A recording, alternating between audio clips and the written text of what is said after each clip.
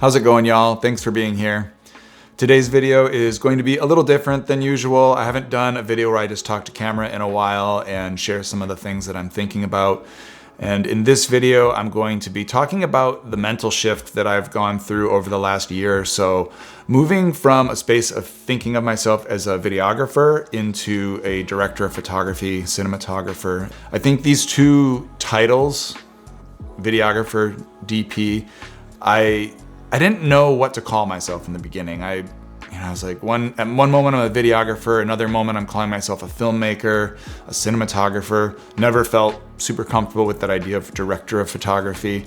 And I think for good reason. At that time, I didn't really understand what that difference was. And through all this, I don't think there's any hierarchy in which is really better, being a videographer or being a DP. They're just different, and they're different skills, and there's different ways that you approach the job. And so I hope this conversation can help you think about that a little bit for yourself and understand what direction you might want to take your career and the types of things you might want to work on if you're interested in going in the direction of a DP or a cinematographer. So to start, I'll get you up to speed on some of the things that have changed in the work that I've done over the last year. A big piece of that is a passion project, episodic sci-fi narrative, basically. And I joined on with this project, and it created a perfect environment for me to start exploring what it means to be a DP. And after that, I was fortunate enough to land a really large commercial campaign where I was the DP as well, and got to put all those skills that I was starting to hone into practice in a real paid environment with incredible people to work with. The thing I want to start with is that the DP is really in a position of leadership. And while you might be manipulating the camera at times, the most important part of your role is to communicate with the different parts of the team, whether that's your gaffer or your grip, or that's your first AC, or you're working with the director to craft a shot. But the goal is for you to be able to communicate effectively with all these different people who are extremely skilled in their own way to create the image that you've pre-visualized. And sometimes that means that you're not actually doing very much technical and you're just looking at a screen and trying to help shape that image into what you want to create. And that was a big shift for me. I think coming into this space as a videographer, I felt this need to control everything, to have hands on everything. And that meant I was adjusting all the lights, I was setting the camera positioning, I was operating the camera, I was looking at the monitor, I was being the director in a lot of cases. The role of a DP is to hold the vision. And the director is going to be holding the vision as well, but they will be looking at things at a higher level. They're going to be thinking about the story arc, the delivery of performance from the talent, the image to a certain degree, but they're looking at it from a high level. And the DP has the ability to look at it at a little bit more micro level of just the image. And does the image say what you need it to say? And if it doesn't, what needs to change to accomplish that? And so by pulling away different parts of what I used to do as a videographer, of setting the lights and figuring out how I was gonna get the camera to move how I wanted it to, it gives my brain that space essentially to analyze the image in a way that would be challenging if I was trying to do all those roles at the same time. In addition to shaping the image and ensuring the image is true to what you want it to capture, a big part of being a DP is scheduling and logistics. And it's thinking about how can we most effectively capture all of these shots in the time that we're allotted.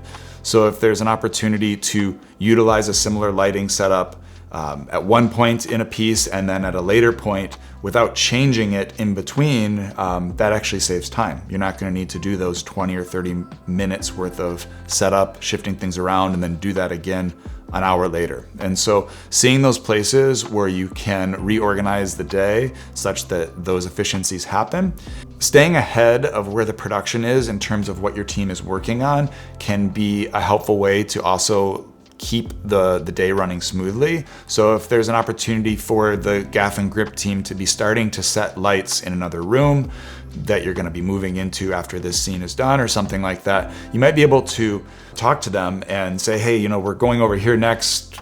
Here's the basic idea for what this room needs to look like. And they can get that lighting started and bring it to a place where it's maybe 90% of what you envisioned. And then that last 10%, you're in there for 5 to 10 minutes, finessing that with them, saying, you know, oh, this could be a little bit brighter. Can we put in a practical over here? Something like that.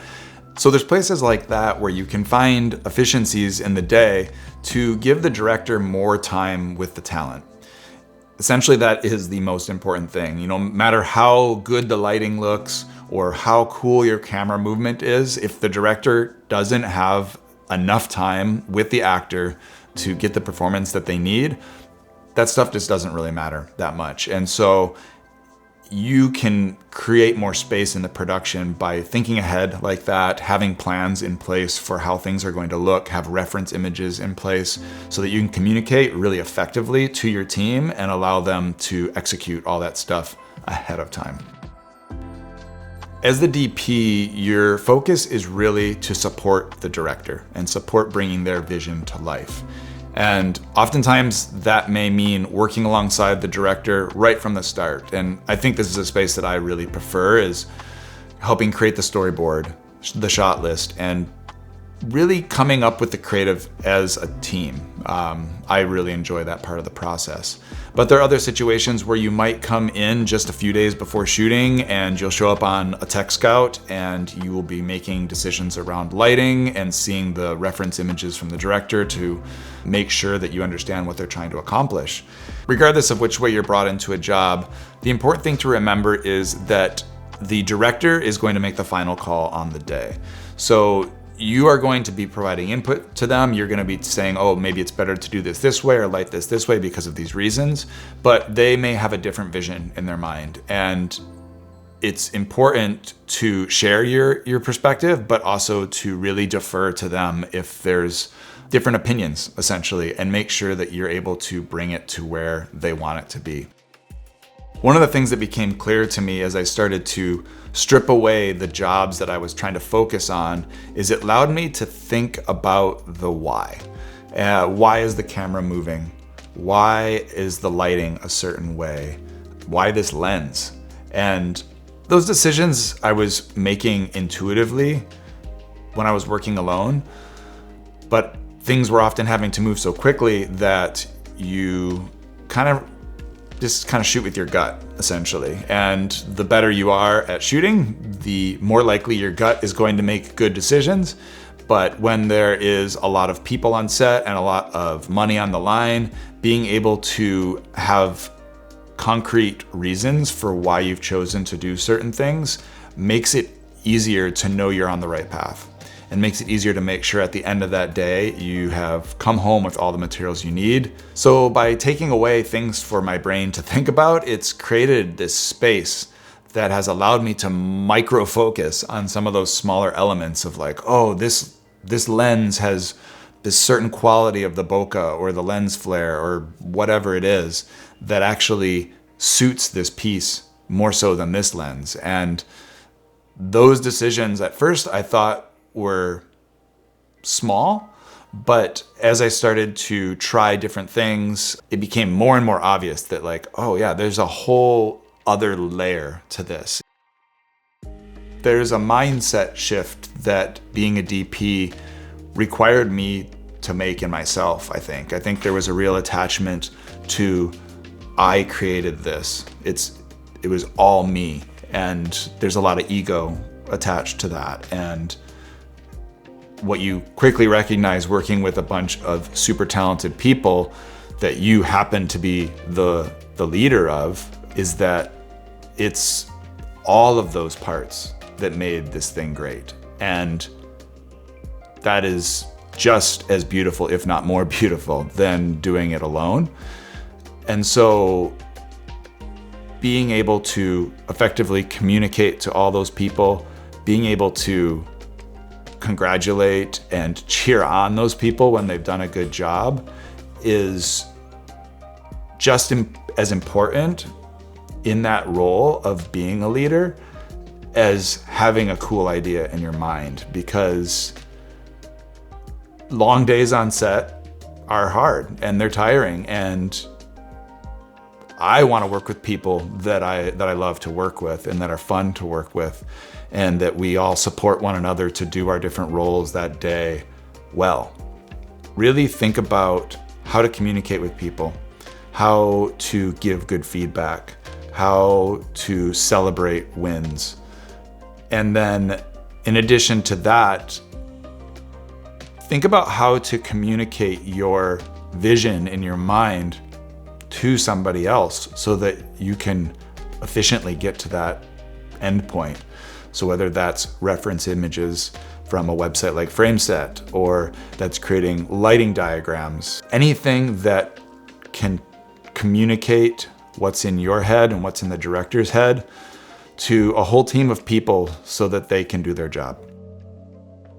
Something else that I'm not sure if specifically came from this shift in mindset or if it's just where I was in my creative career, but moving into this space of DP has allowed me to see light differently and analyze light differently, because I need to be able to communicate what I want to somebody else. And as a result, it impacts how I communicate internally to myself, if I like something or don't like something, or if I am going to do something that's a one-man band thing. Everything about how I approach a shot has changed as a result of this work. And some of that is seeing incredible gaffers and incredible grip team that are so far beyond my skill level execute things that were in my mind, and I say, oh wow, they did it like that.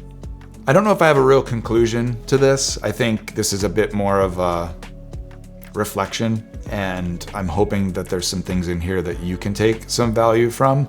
I'd be really happy to answer any questions you might have about this process or what to explore as you're on your journey in whatever career direction you're looking to go.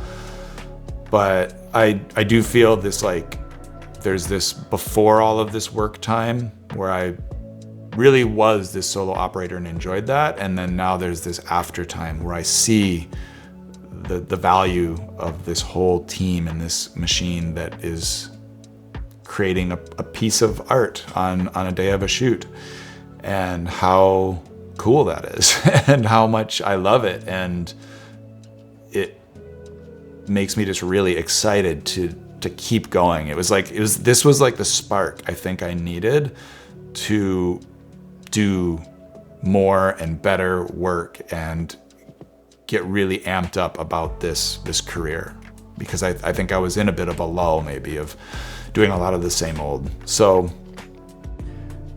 if you're trying to make this leap and you can do a passion project or do a spec piece or whatever it is, or get on a paid job, I just go for it. It will change how you think about stuff if you can work with more people. You'll learn so much, and you will see the roles that really resonate for you and see what skills that you need to hone to be better at what you want to do. So I'll leave it at that for today. Thanks for being here. Hopefully that was a little bit interesting. I'll see you guys in the next one. Peace.